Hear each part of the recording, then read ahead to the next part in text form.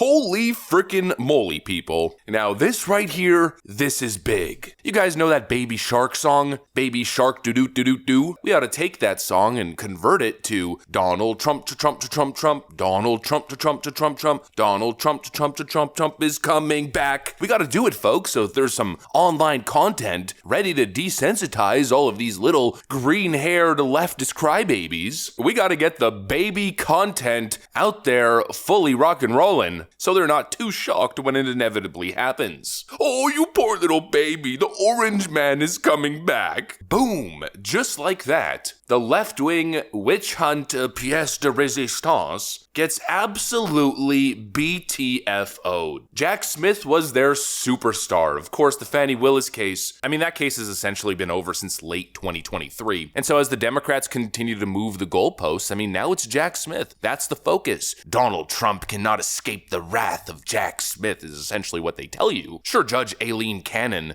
a Trump-appointed judge, is going to do Trump's bidding and refuse an expedited trial for the case, but Judge Chutkan in D.C. isn't playing ball. Jack Smith will try and will find Trump guilty before the election. It's over, Republican MAGA chuds. That's essentially been the narrative. That's what they keep telling us. Well, I've had a little bit of a different opinion on the matter. I've been saying very clear on the record for a while, there's absolutely no way that March 4th trial date stands. There are millions of files involved in that case. Yes, literally millions. Not to mention Trump appealing at the appeals courts, at the Supreme Court. There's absolutely no way Jack Smith will get what he wants. I don't think this case is wrapping up ahead of the 2024 election. And well, it seems as though the Democrat last breath, the final attempt to get this witch hunt over the finish line before the election, it seems as though it's all fallen apart. It's all failed. Yep, today's the day, people. Today's the day where I report to you, where I bring breaking bombshell news, a massive update that DC Judge Chutkan has officially canceled Jack Smith's March 4th trial date in the Washington, D.C. January 6 case. Cue the frickin' meltdown.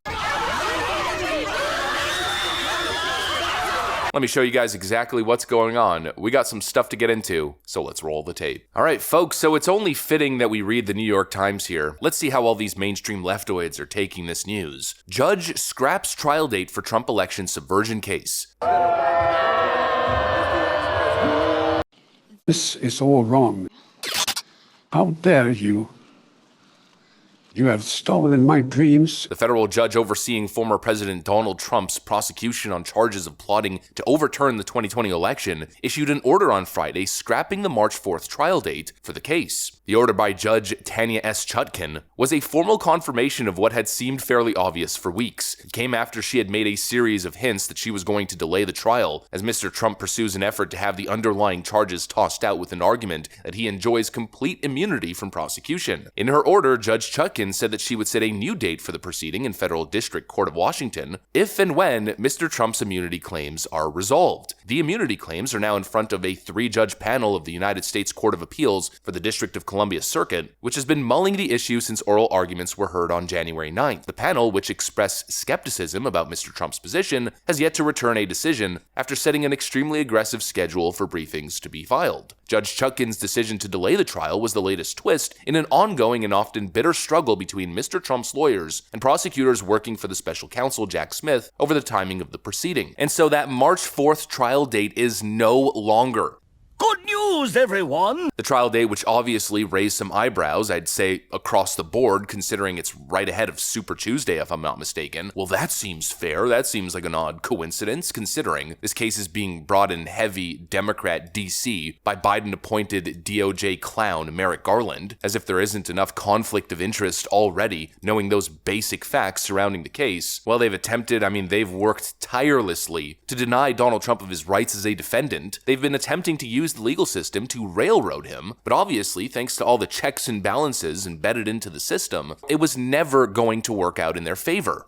Just think about how complex this case is. What Jack Smith is attempting to prove, is difficult enough. He's attempting to read Donald Trump's mind and prove malice, prove that Donald Trump was saying one thing, but actually he believed another. As if that's not difficult enough. Then, of course, there's the evidence element, tens of thousands of hours of video footage to mull over. Some footage, documents, and evidence relating to the commission, Nancy Pelosi's little January 6th commission, have of course been proven to be deleted now. House panel investigating Capitol riot wants access to files deleted before GOP took control. So that's another, let's call it, complication.